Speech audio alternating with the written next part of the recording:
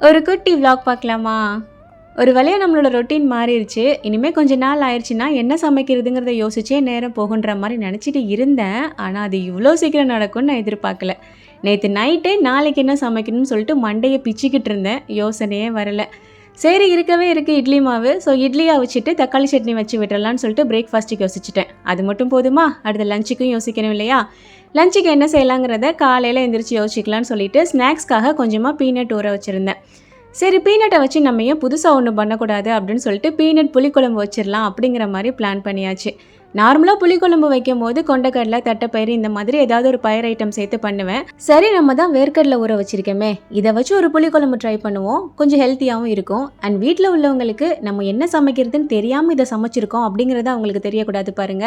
So புதுசாக நான் ஒன்று ட்ரை பண்ணேன் அப்படின்னு சொல்லி சமாளிச்சிடலான்னு சொல்லிட்டு பீனட் புளிக்குழம்பு வச்சாச்சு. ஸோ காலையில் இட்லி தக்காளி சட்னி ரெடி பண்ணிவிட்டு ஸ்நாக்ஸ்க்கு ஃப்ரெண்டு கொண்டுட்டு வந்து ப்ரௌனி இருந்தது. ஸோ அதை வச்சு பிள்ளைங்களுக்கு கொடுத்து விட்டுட்டேன். அண்ட் கையோட பீனட் புளிக்குழம்பும் தாளிச்சு ஊற்றியாச்சு. இதுக்கு முருங்கைக்காய் போட்டு பண்ணியிருந்தேன். கத்திரிக்காவும் சேர்த்து பண்ணோம் அப்படின்னா செம்ம டேஸ்ட்டாக இருக்கும். நோம்பு டைமில் நம்ம நோம்பையும் வச்சுக்கிட்டு வரைஞ்சி கட்டிட்டு வேலை பார்த்தோம். அப்போல்லாம் கூட நமக்கு டயர்ட் ஆகலை. ஆனால் எப்போ நோம்பு முடிஞ்சிச்சோ அதுக்கப்புறம் இருந்து ஏதோ ரொம்ப டயர்டாக இருக்கிற மாதிரியே ஃபீல் ஆகுது.